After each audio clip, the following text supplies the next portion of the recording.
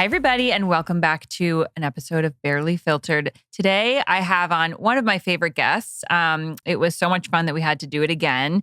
And this time, she's in LA. Last time, I had just come off a red eye. I was all sorts of haggard in New York, and we recorded together. I have Anna Kai. You probably know her from Instagram because she's super famous, even though she just said she wasn't famous, which is really odd. So she has some kind of delusions about that. Her Instagram is maybe both. And she also has a podcast called Brutally Anna, which I was on as well. And we had so much fun last time talking about relationships. She's married, but it sounds like you went through the ringer yourself. I did. Yeah. I did. And I found a good one, you know, did. so we're good now, but it was not good for basically my whole 20s. I mean, I moved to New York City at 18. So I really started dating in New York at 18.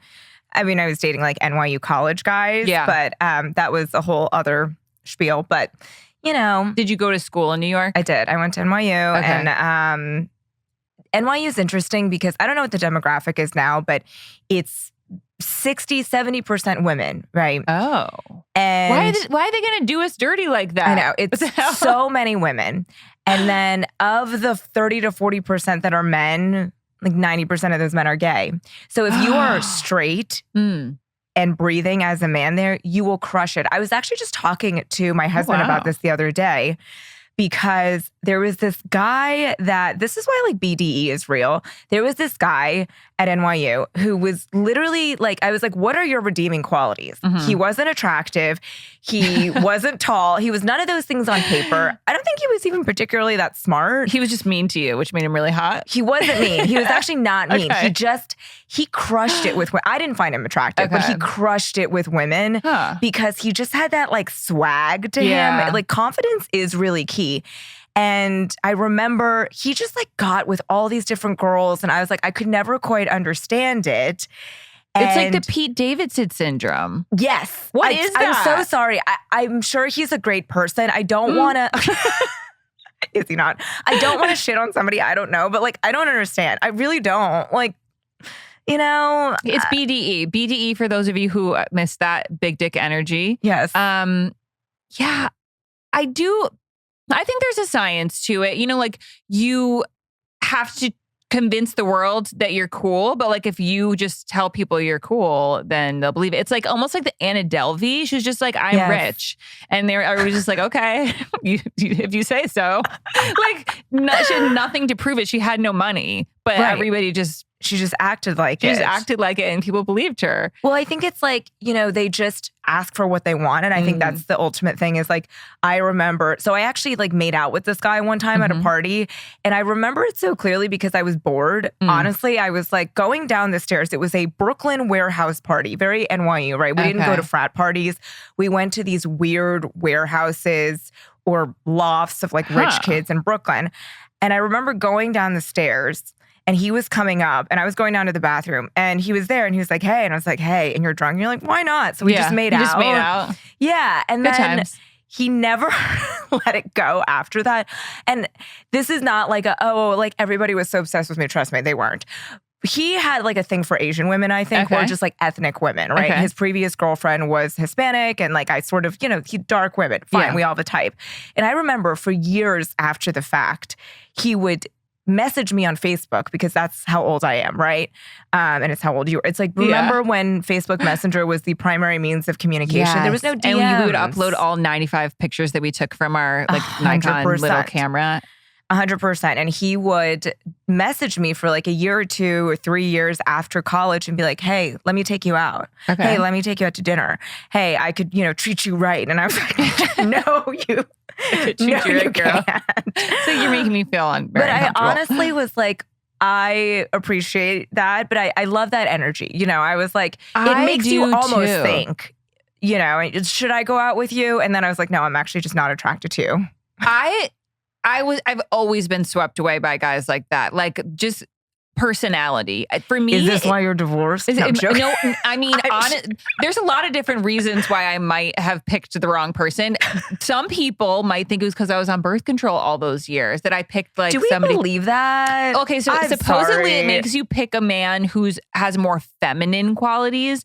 I picked like a very masculine, very too masculine kind of man. So I don't really think that You picked works. like Bear Grylls' brother, but okay. I do think that there's something about a man who believes in himself so much, and women are so wired to seek security that like if you find a man who's like even, I don't know, 4 feet tall, but like is like, baby, I can make the world the safest place for you. I got you. Like, I know how to make everything work and you'll always be taken care of. A lot of women are like, that's just music to our ears. That's just what we want to hear. 100%. So if you are 4 feet tall, just be Superman and we'll believe you. Yeah. Although you did pick the opposite of a feminine man. I did. I picked a super, super tall guy. And now... Okay, well, I'm not giving a lot of personal information about my current dating life because I'm doing a little experiment and seeing if I don't share all my business, maybe things will go better for me in the dating world. TBD, but he's not tall. Okay, but how tall is not tall? There's like 5'8" or 5'9". Well, and then there's like what are you putting 4'8". on your Hinge profile and like what's your actual height? Is that what we're talking about? Yeah. Are we talking about in like men terms or in reality terms?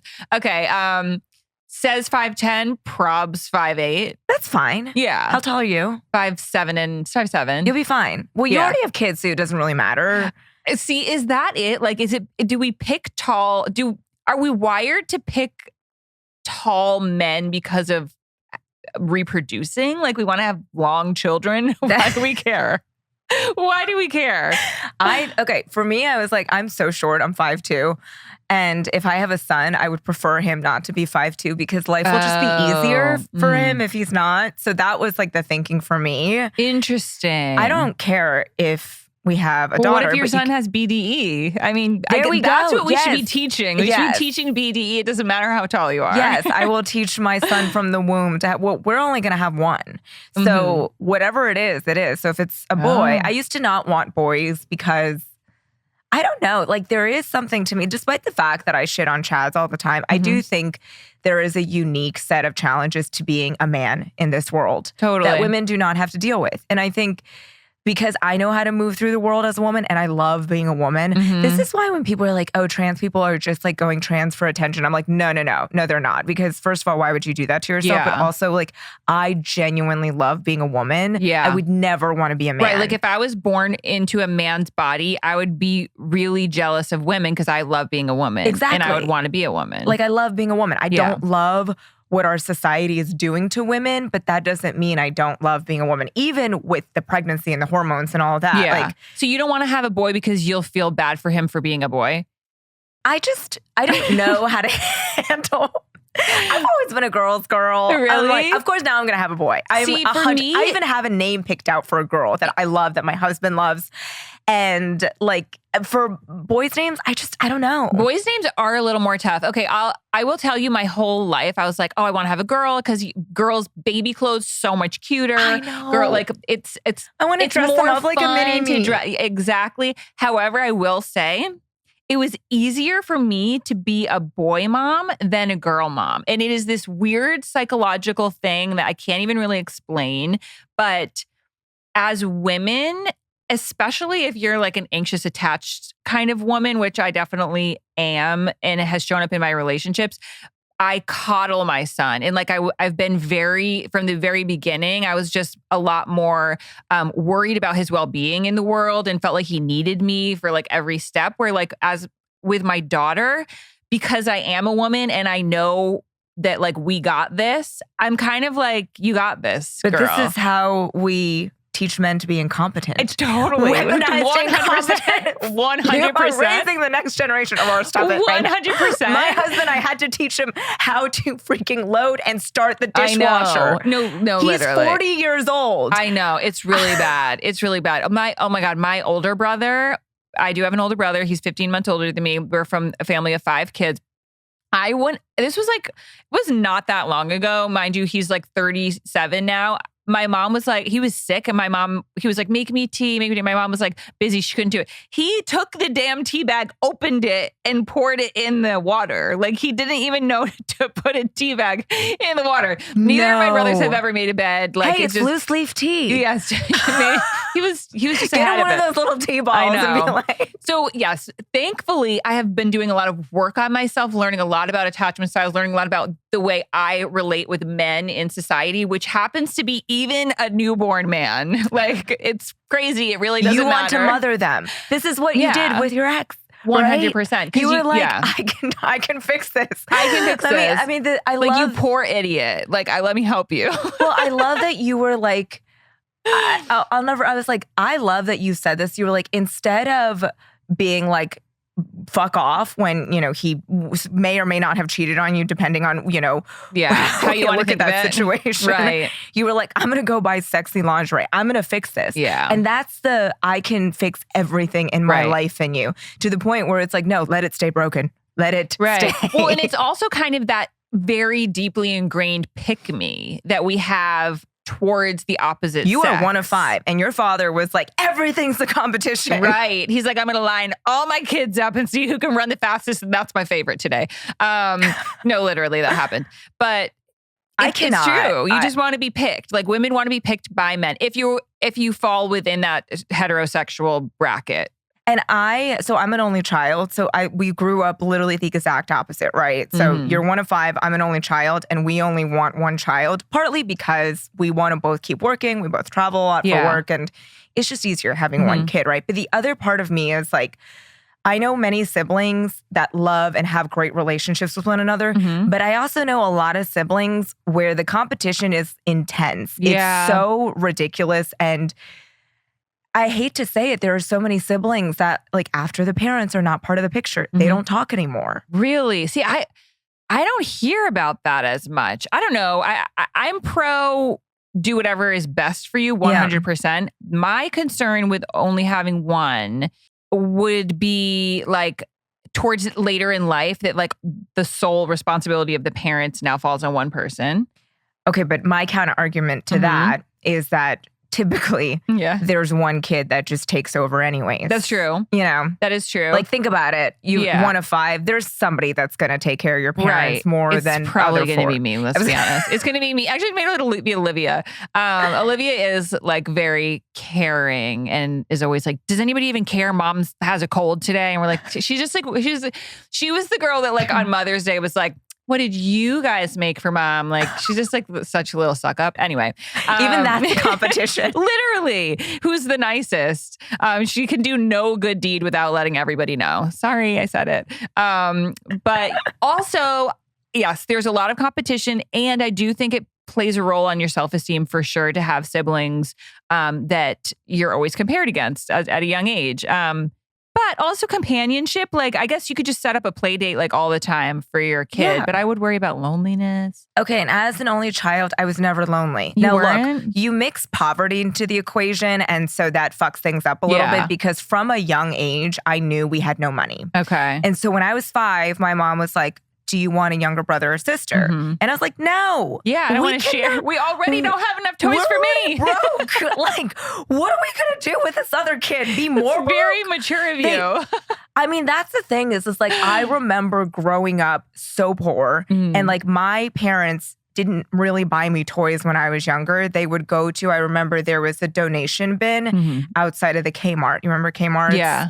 And people would just bring their clothes and their toys and whatever. And that's where my toys came from, the donation bin. Yeah. Like, I remember, but there was some good shit in there. Because like rich people are like, 100%. My mom was definitely like a street trash picker. She still is. Like if she likes something on the side of the road, I'm like, please don't bring that home. Please don't bring that home. It's vintage. Yeah, exactly. But like, I remember my dad got this like kitchen set, and I love that thing. And I knew we were acutely not rich, but we had a good time. But like the thing is, bringing a sibling into that equation, I was like, this is not a good idea. But then as I got older, I realized like there's so much. People always shit, I think, on only children because like we're fucked up. And look, I am very fucked up. I'm not saying that. Like, I don't think you're any more fucked up than like people with siblings. There we go. I've met fucked up people who have plenty of siblings, right? So I just think like the whole thing that I don't like about some sibling dynamics that I've seen is that I remember a friend of mine when we were in high school. I did competitive choir in high school. Competitive choir? Yes, it was called PMEA, which is I don't even know. Google it. PMEA, which is basically they take all the public school kids in Pennsylvania and they pit them against one another. It's like fucking American Idol for choir geeks. Okay, so, and I can't sing for beans anymore, so this was a past life, but you go in and there's all these judges from all the different high schools, which are the music teachers. Yeah. And it's a blind contest, effectively. So their backs are to you. You go into this room and you sing like 4 bars of a random choir song, like hallelujah. Yeah. And then they pick, however, I think it starts off with 40. Right. Okay. And so they that's narrow you guys down. Yeah. And then if you want to make had it. that like all state. I used to do all state. I would do all state voice too. Oh, so you were a singer in a past life. Yeah. So I still sing sometimes. Every now and then you'll catch something. On my Instagram. There we go. So there's that. So I remember one of my girlfriends, her and her sister did it. And they're, I think, like 18 months apart or something. So she's a grade older. And we were all in, I think, districts together. And the next level is regionals and then states. So we all made regionals, the 3 of us. And then I didn't make states and she didn't make states, but her sister made states.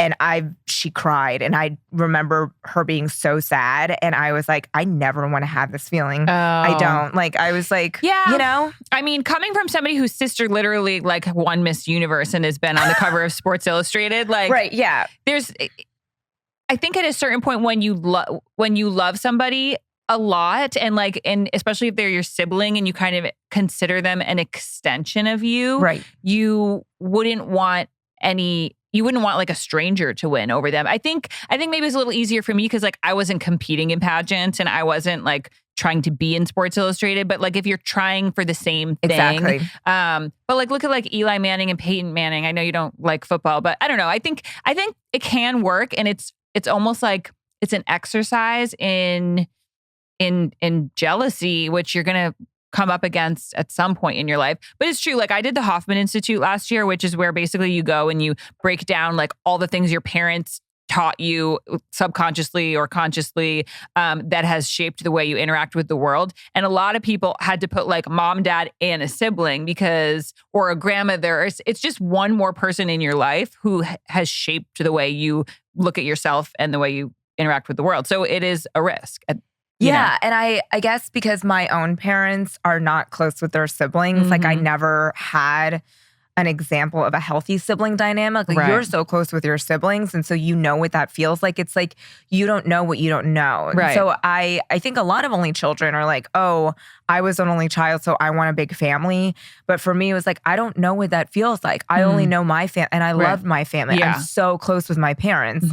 And regardless of whether I had a sibling or I'm going to be responsible for them. The other benefit of being an only child is that my parents, and I was just on the phone with them this morning, they're going to move to Connecticut. My dad's going to retire in 3 years. Oh. And they live outside of Philly right now. And they're like, we're making plans. We're going to sell the house. So you're going to have a full-time babysitter. That'll be nice. You know what's going to happen? You're going to get pregnant with twins. Or triplets or something. See, but I don't want to do that to them. See, here's the thing is like, I want them to live out their golden years in peace. Like, I don't want to put them to work. They sacrifice so much for me. I'm like, I want you to babysit when you guys want to babysit, but like, I don't, but I would love it for them to live close to me. And if I had a sibling that lived in California, who would they choose to live near, Right. So it's just me. So I'm like, I like that. Now, I think my parents want me to have 2 children, and they've never said this, but I just feel it. I think they want me to have 2 children in case one dies. Honestly, that's how my mom thinks. Honestly, that is another reason that I forgot that another reason why I had 2 kids, because my mom says that too. Like that's why she had so many, because I cannot imagine if you lost, and if we all fly together. Like my mom hates if like me, Sophie, and Olivia are travel together. Like that. Or she's just like, if anything were to happen, like that's all of my eggs in the same basket. Literally in the same plane. I don't know. I mean, but the thing is, it's like, one of your children dies, you're going to be sad for the rest of your life, no matter what. Even if you have one left over. And actually having one left over is kind of horrible too, because now you have to It's be a sad mom like for the that TV one. show The Leftovers, but in a whole new way. Yeah. Oh my God. Okay. I don't know how we got on the kids topic, but anyway, I feel like that is a really, you make some good points. You really do. Yeah. And Wait, are you going to have more kids, do you think? I would like to have more when you kids. find the next person to do it I with. may have already found him. Oh. We don't Girl, know. why are you being like, because I told you I'm not allowed to share. Well, but these are my new rules. Okay. I'm trying not to give specifics because I don't want the juju to mess up my relationship. I'm blaming all my other dating experiences on the juju. Okay. Okay, so we don't have to identify him, but how long have you been with him?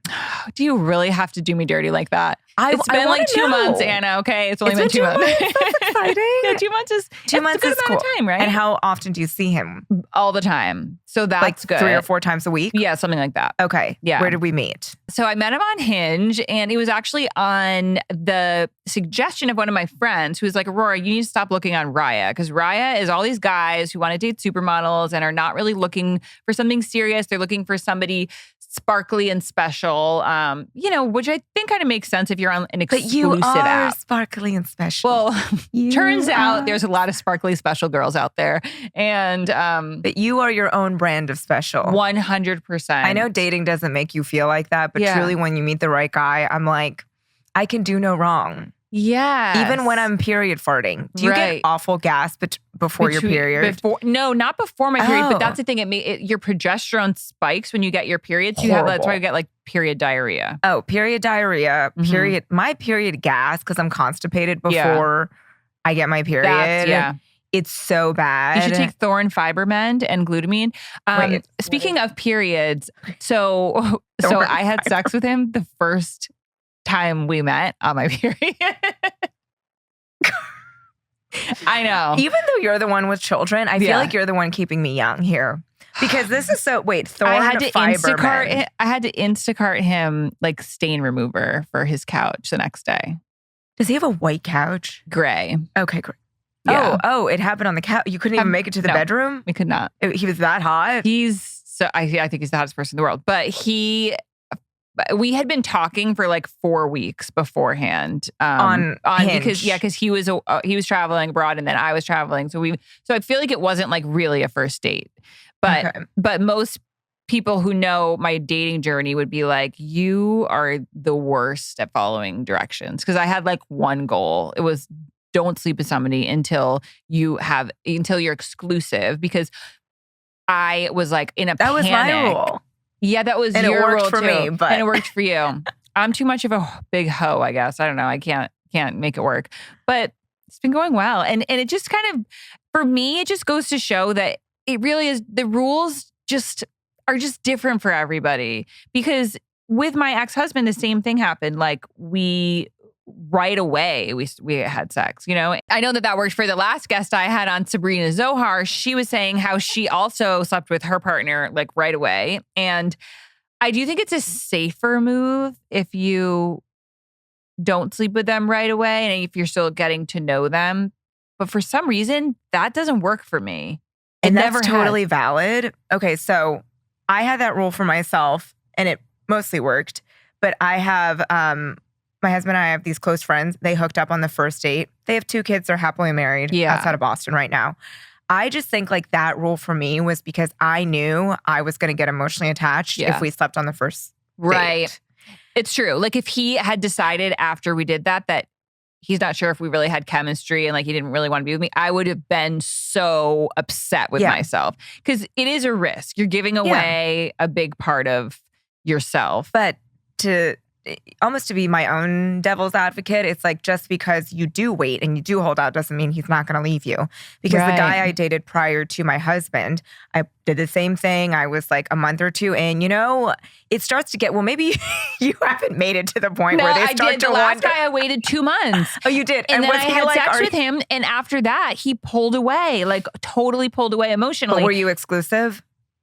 We never had that conversation. To be honest, I wasn't really sure if I wanted to be exclusive with him. It was almost like, it felt to me like it was the last it was it was almost like an attempt to create closeness because it just wasn't happening organically. But I'm sorry. If go you ahead. need to have sex to like figure out whether you like a guy, probably not it, right? Right. So, but yeah, okay. So that's a different case. But my last boyfriend before I met my husband, I think 2 months in was like, because we didn't have the conversation. He just knew I was like, we would get handsy and I'd be like, I got to go home. Okay. And they're like, what's going on? And I told him and he was like, okay, well, I wasn't thinking about getting into a relationship, but I really like you. I don't want this to end. And I just said, look, I'm happy to date you. This is not a like ultimatum. Right. It was like, I'm happy to date you non-exclusively if you need more time to get to know me and figure out, but I'm not going to have sex with you. That's the thing. And he was like, no, I really like you. Let's give this a shot.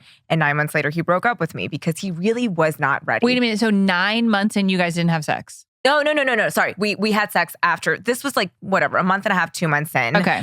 We had that conversation and he was like, yeah, you're my girlfriend. I was like, cool, you're my boyfriend. Then we had sex. It was fine. And then 9 months after that, he broke up with me. What was his reasoning? So he wasn't ready to begin with. And I think this is why, as a man or a woman, you have to be very honest with yourself. I am almost positive I was his first app date after he broke up with his fiance. He ended his engagement. She moved out. I think he got on, what did I meet He him ended on? his engagement? He ended the engagement. See, that freaks me out a little bit because the person I'm seeing had a very long-term relationship that didn't end that long ago. Yeah, but he's married with a kid now. So things work out. Your guy is married with my a kid. ex is married with a kid now. So, but like, how soon after did he get married and have a kid? Oh, he dove. Okay, well, let me tell you the story. Let me back up. Okay, so his ex moved out. I think he met me on a date on the dating app. I was the first person he'd ever gone out on a date with, or maybe the second. Mm-hmm. And then I was like, I pulled my, I'm not going to have sex with you until there's a commitment. And I don't think he was trying to fleece me. I mean, you don't stay with a woman for 9 months after because you're just trying to hook up with her. Right. But I think when things started to get serious, because that's around the time things start to get serious. Right. And he was just like, I'm not ready. You know, I need to see. How old was he? He was, when I met him, he was 32 and I was like 26 or I'm old enough. Yeah. Right. But push came to shove, he was like, I'm not ready. And he gave me some lame excuse as to why he wasn't. It's not you, it's me, but I'm not happy with my life. But what he really needed was to go date around. He wanted to see what was out there. Right. Because you don't know. You know, maybe I can bag a hottie, hotter than you. Maybe I can, you know, and he came back after the second girl he dated after me. Oh, I really like your nails. Sorry. Thanks. I need to get my nails done after this. We'll talk about that. Okay, we'll talk about that later. So he came back and I was like, no, I'd already sort of started seeing my husband. So he was like, I want to see what else is going on out there. Checked around, was like, actually, you are as good as I can do. I would like you back. And you were like, no, thank you. Yeah, because I was like, and I considered it for a second. I really did, because I think the allure of what could have been is very strong. It's the fantasy. Totally. That shit would have been horrible. You know, this was a man whose emotions were dictated by whether his college basketball team won or not. Okay. So, you know, immature. We don't fuck around with that. I was about to say it and I was like, do I want to out him like that? No. So yeah, he left, and get this, the girl that he dated after me cheated on him with a partner at her law firm. She was an associate. And he was like, and he came back, crawling back to me. He was like, have you ever been cheated on? I was like, yeah, sort of, but not in that way. Yeah. And yeah, he came back and I was like, licking his wounds because he was lonely. It's so funny because it sounds like she cheated on him with somebody that maybe she thought was a little bit more, you know, prestigious or something. Exactly. I've had that happen a lot of times. And that's why I'm just like, you know what, if you want to go find better in any phase of life, right? Not just relationships, like the same thing in the beginning of my career in this, you know, and I'm still in the beginning. I've only been doing this for like 2 years, but I interviewed with so many managers that like 4 weeks into me going viral who were like, we're not going to sign you because we don't think you know what your brand is yet, or we don't. And you just, ultimately you realize nothing's personal. Some people just don't get you, right? Some people don't get your brand.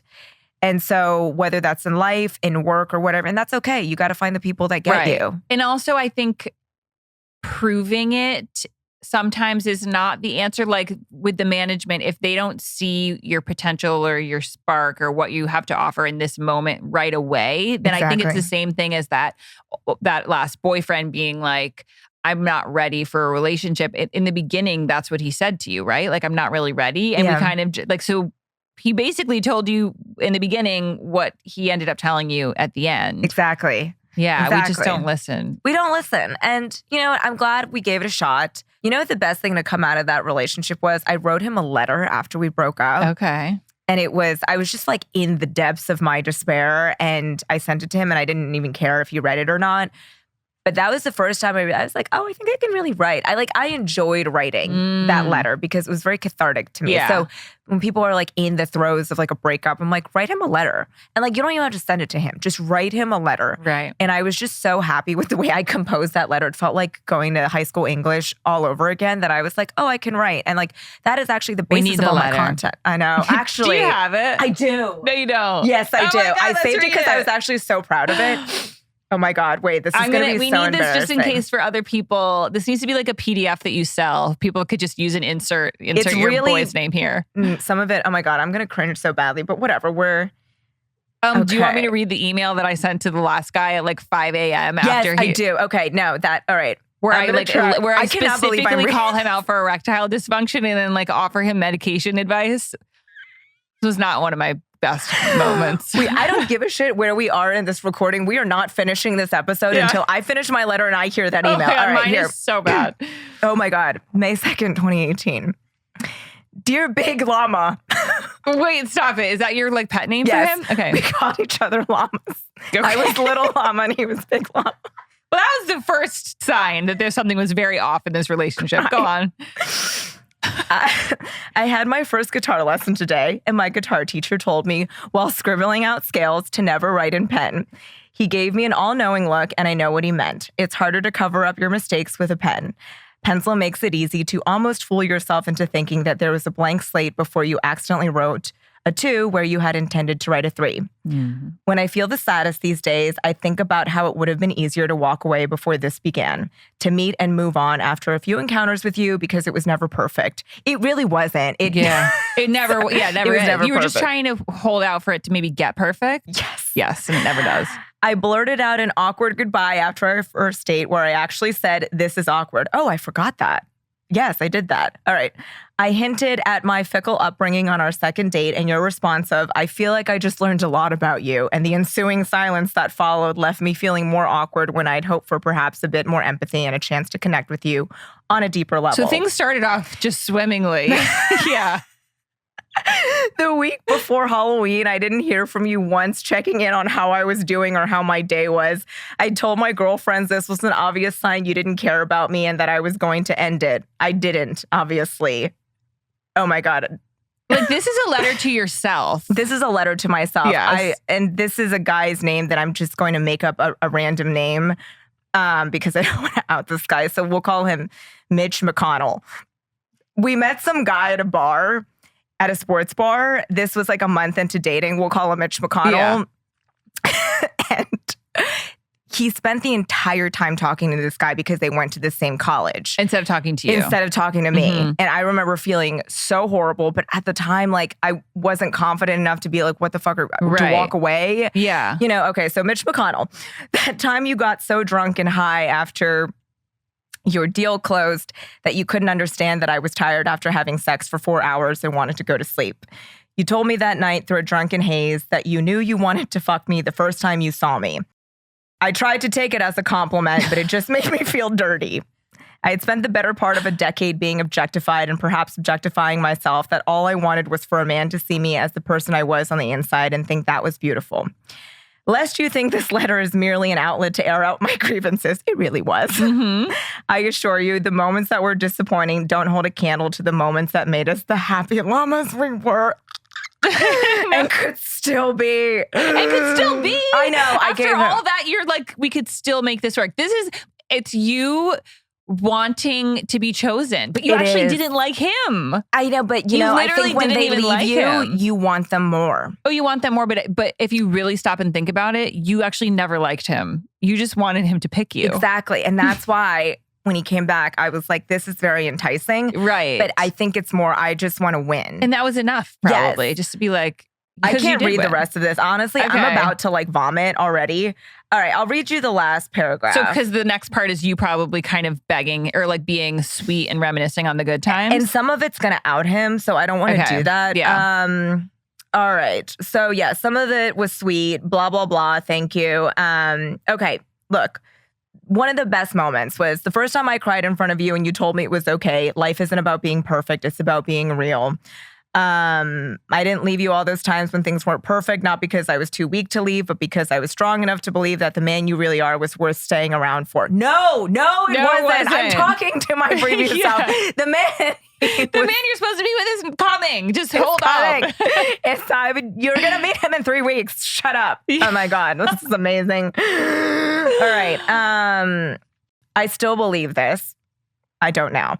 The night before I ran the marathon, I ran the New York City Marathon, you asked me what would happen if I didn't finish the race. I told you I would finish because I knew I would, even though I'd never done it. I knew I would finish the marathon just like I knew how good of a llama you will be. Oh my God, wait a minute. And also, how dare he be like, what if you don't finish? He's supposed to be like, babe, you're going to finish. I know. You're going to come in first. That's what I think. But I'm so glad he said that because I don't know what came, and I'm not like a confident person. Like I wasn't. And I think like my confidence comes from my insecurity. I don't know what came over me. I was like, I will. And I like hadn't trained for it. It was ridiculous. Good for you. Yes. I do want to end on this because I think this is sweet and this is a message to people who are listening that's important. There's a poem by Rupi Kaur that someone told me years ago.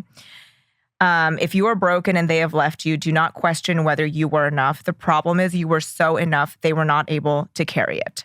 And even though I was so devastated by him, the difference with this breakup and other breakups was that I knew I was enough. I was like, I was the best version of myself with you and you were too stupid to know it. Right. So, you know what? That's good. That shows that you were making progress and probably being with him for like a whole 9 months. Yeah. Gave you enough time to probably realize some of that. He was the first person I dated that I felt like I was attracted to him the same amount he was attracted to me.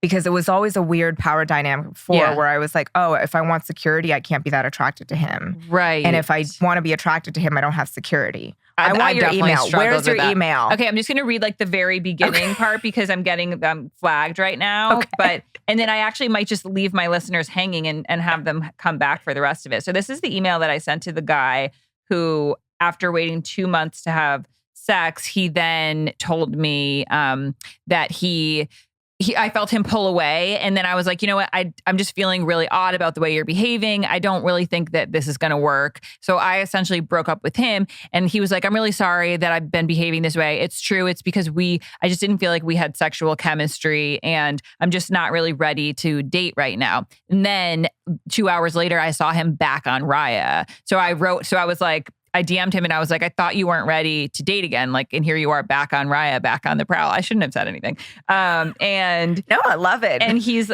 call a chat out. He's like, Aurora. Oh no. He in the beginning, after I broke up with him, he was like, yeah, sorry, I'm just not ready to date. Then when I called him out on Raya, he was like, sorry, it actually wasn't that I'm not ready to date. It's just that I didn't think we had sexual chemistry. Mind you, we had sex. We had sex once. He couldn't stay hard. He like was hard for maybe 5 minutes. So it was him, but he blamed it on you. It was him and he blamed it on me. Okay, this is me. Okay. Mind you, I wrote this at 5 a.m. and I was like, Aurora, wait till like at least 8 a.m. to send it so you don't look like a psychopath. Could not wait. Just sent it anyway. I love that about you. We love an impulsive queen. Thoughts. Okay, we're going to call him George. George, I have a few last thoughts and then I will not be contacting you anymore. He told me that we didn't have chemistry. This is so embarrassing. We both know that we have chemistry. Chemistry is not defined by how two people fumble through the nerves of first-time sex. This is me trying to make him feel better, but like acting like maybe I was nervous too. Bitch, I'm not nervous. You know how many people I've slept with? I slept with one man for 10 years. Kind of true. Of course, it's awkward with a new person. I'm not a porn star. You work through that with someone you like to build emotional intimacy. I'm not making assumptions, but if any man I like told me that they have performance anxiety, and then in parentheses I said prob do, or erectile dysfunction, and then in parentheses I said prob do, I would fall harder for them. That's the type of vulnerability that brings people closer together and creates the mind-blowing sex that's only possible with two people not afraid to be truly seen. No mature adult woman would ever shut the door on someone for beginning sex issues. You find what turns each other on. That's fun. That's the fun of it. And sometimes that takes patience. And very, very commonly for men, it takes medication. And then I put like a couple different types of medication that he could possibly look into. I saw that you were complex and that's why I fell for you. I cannot believe I said that. Like he was not complex. He was like emotionally stunted and needed professional help. But I thought he's not mysterious. He's just boring. Yeah, your communication is quirky to say the least. He could not take a joke if he was hit in the head with it. And I see the way you hold a lot in, aka he never said anything. He just didn't speak, and he was like, because he had nothing to say. People don't do iboga for brain fog because he told me that he went to do iboga for brain fog. I said, I think you're so special. And if I had to guess, you're more comfortable with women who don't push you to your potential because it feels safer. And my wish for you is that you don't continue to sell yourself short, even if the sex is uncomfortable and not smooth at first. That's not chemistry. That's your ego feeling happy with itself and safe. I thought I said something about, I must have wrote that on the Raya, but I said, nothing real comes from anything that's not a little bit scary and uncomfortable at first. Like, so sad. Like, I'm literally trying to, like, basically. We wrote the same letter. I didn't want him to. I didn't actually like him. Like, I just want him to regret saying that we didn't have chemistry. He didn't even dump me. I dumped him. Like, what is going on here? I mean, yeah, basically I told him that like he's not looking for a relationship. He's looking for dopamine and that he probably still has like a drug issue and I don't know. Which you're probably not wrong. You're probably not wrong. I love you because we wrote the same letter. But yeah. It's so embarrassing. So embarrassing. And the funniest thing is that we wrote these letters being pretty sweet to them, reminding them how great they are, but also really reminding them how great we are. Right. But like, and also how much you sucked. Like this guy straight up, like, I don't know what it was, but he like, what is it when you are in a relationship and you don't want to have sex with you and they keep pounding you effectively? Like right. That's assault. I know. That's like, literally been almost every relationship that I've ever been in. And now that I'm in one that it's not like that, I'm like, wow, I've never actually been in a dynamic where I want to have sex with you as much as you want to have sex with me. Exactly. I would have to like fake sleeping or be like, I have my period again. Like, didn't you just men, listen up. If a girl has her period and says she doesn't want to have sex because she has her period, she's lying. Like we can have sex on her period. And if we think you're hot enough, we will. Feels better on your period. Because your cervix is actually lower when you have your period. So it actually feels better for the man too, because there's like less vagina. Oh, so like more it's like smaller to bang up against. It's smaller. It's shorter. I didn't know that. Yeah, it's a true thing. And I've done it before, so I know that. And also my doctor told me so. But my whole point, I'm going to wrap this up just by being like, okay, we both wrote these letters. They're embarrassing. These are men that we didn't even like. Well, no, I was definitely in love with that man. You were not in love with that man. I was in love with all the things he said to you. You were in love with the potential. I was in love with the potential. I was never in love with him. Right. But I thought I was in love when I wrote that letter. You thought you were in love when you wrote that. So you were really heartbroken.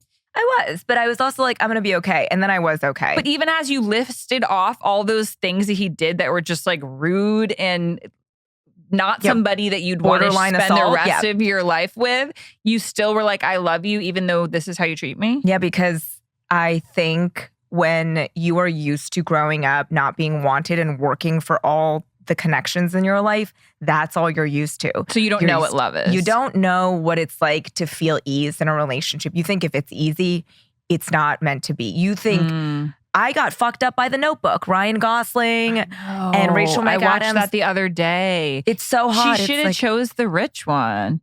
Fucking Lon Hammond. Go back. Or is that what's his last name? Lon Hamilton? Hamilton? I don't know. He's so hot. Lon. Oh my God. So I was hot. like, what the fuck are you doing? You're gonna like, anyways. So yes, don't listen. Watch The Notebook. Don't follow it. But I thought that's what real love was. It's like the struggle. Right. It's not. It's not. None of the struggle. It doesn't have to be the struggle. Yeah. Yeah. And also listen to men in the very beginning, what they're telling you. If they say they're not ready, just don't do it. Just walk away. You just have to. Yeah. Okay. So I think we're going to wrap it up there because we could keep going on and on and on. And I'm getting a lot of eyes over there telling me that I have to wrap up. But we're going to have to do another episode because I have so much more to say. We're going to have to go find like all of our old correspondences and be like, I have some other ones too. This guy, I used to call him Robot as like an endearing thing, but it was because he literally treated me like he had no soul or personality. Okay. And you loved it. And I loved every fucking turned me second on of it. So bad. Okay, over and out on that note. Bye. Bye.